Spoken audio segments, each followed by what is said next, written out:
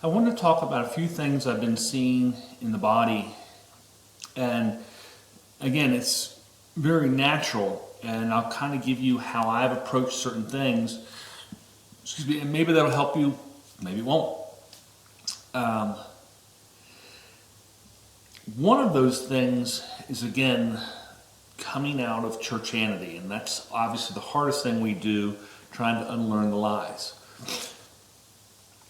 One of the other issue is, once we come to the truth, as we all know, we're Torah terrorists. We're telling everybody and their brother and if we see a squirrel cross the road, we try to tell the squirrel about the Torah. So we're doing it to everybody. But always remember, there's a way on that. And this kind of started, somebody had mentioned something of a guy going through Tennessee, and he was going into churches and asking them questions. And I have no idea whether the guy was Torah or not. I just started wondering about that. Is it possible that this is the guy who came into Torah and now he's going to ask these people in the churches? And there are a few points that I like to kind of bring out on that. Again, maybe they'll help somebody, maybe they won't. The first is, we don't go into their places of worship. Now, you could say, well, that's where they are, and it may be where they are, but that doesn't mean you go there. The Messiah ate with sinners and tax collectors. But if you review that, first of all, there's never a statement that any of the disciples or anyone else went into the temple of the other side, into a Baal temple. Messiah certainly didn't go into it, and you could say, well, he went into the temple and it was corrupt. It was his temple. Okay? They had corrupted it, that's why he was there, to remove the corruption from his temple. So that's not an issue. And if we look at it in Matthew, and again, it's in more than just Matthew. But Matthew 9 through 11, you'll actually see that the sinners and the tax collectors came to him. And that's the real issue as we do this faith, which is one of the hard things. For me, it was, and there have probably been a few things I've kind of caught later on of, wow, these things were really difficult.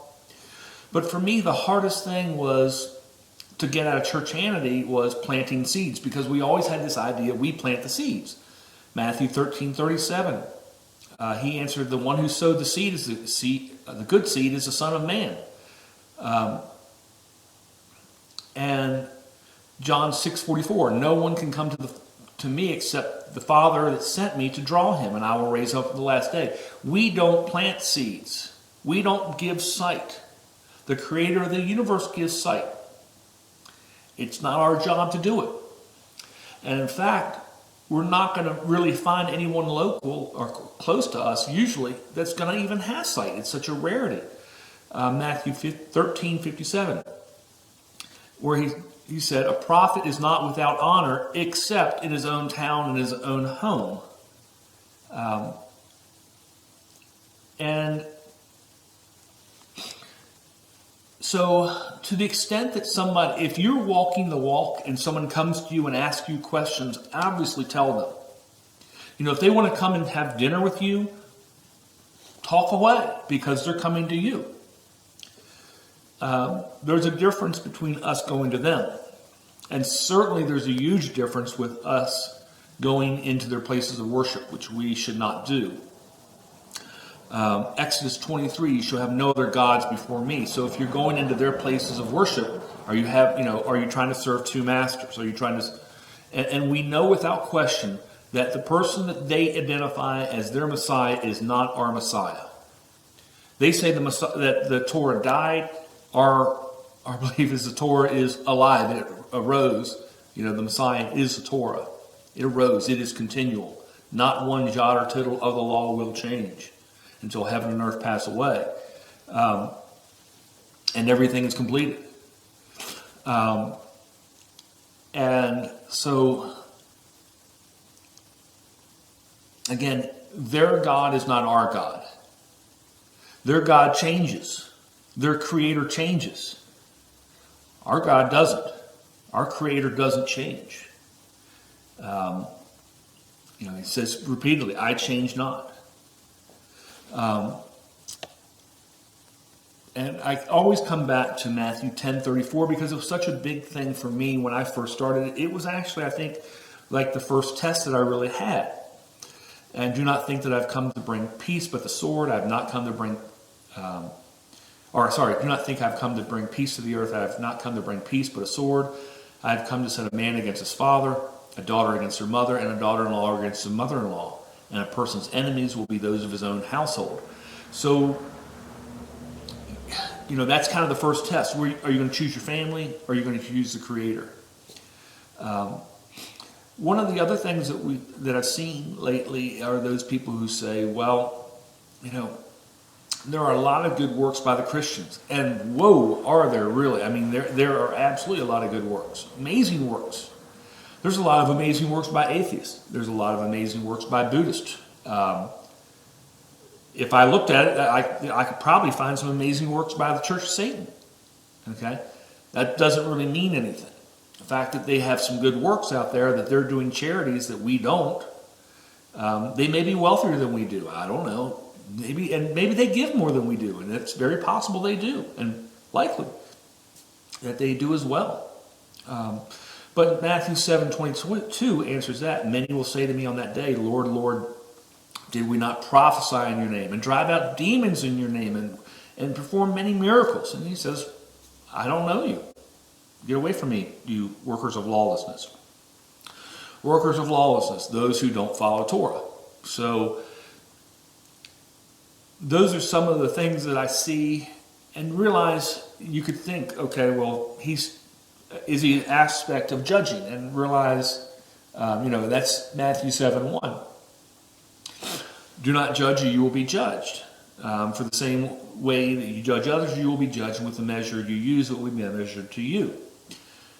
And I will tell you that I have a great fear on this particular issue on how it's going to apply to me.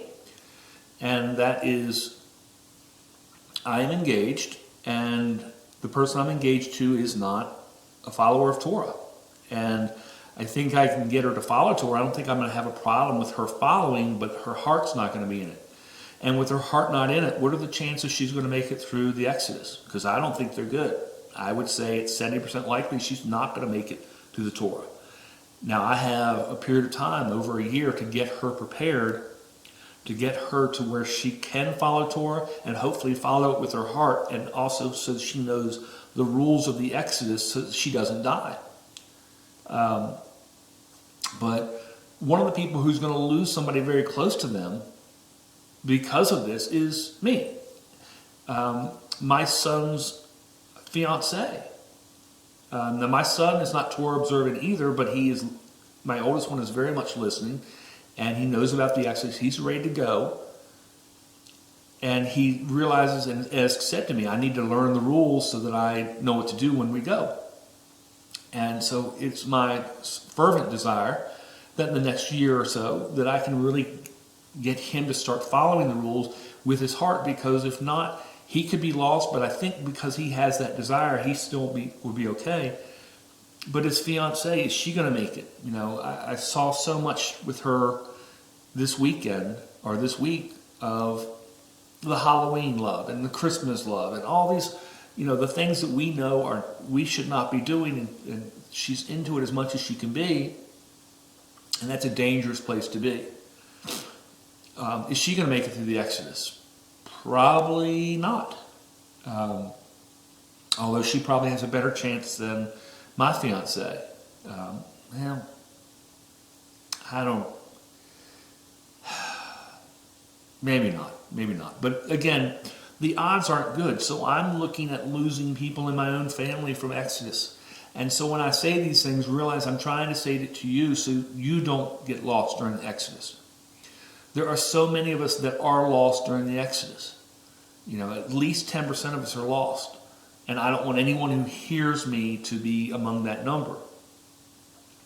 And so the way to, if you're going to a Sunday church, get out of it because you're trying to serve two gods. Get out of that church situation as much as possible so that you are more set apart and that you're more ready to go forward with the Exodus, because you don't want to be lost during the Exodus. It would be a tremendous shame.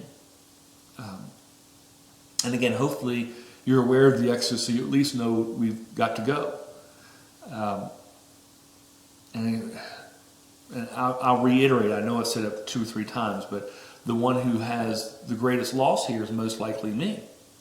You know, that I will lose somebody who I love dearly and who absolutely makes me happy in life. And that I could really look at and say, this is a person that would be so good during the millennial reign until we both die, where I could really be happy with them together. But the odds are not good. The odds are not good at all.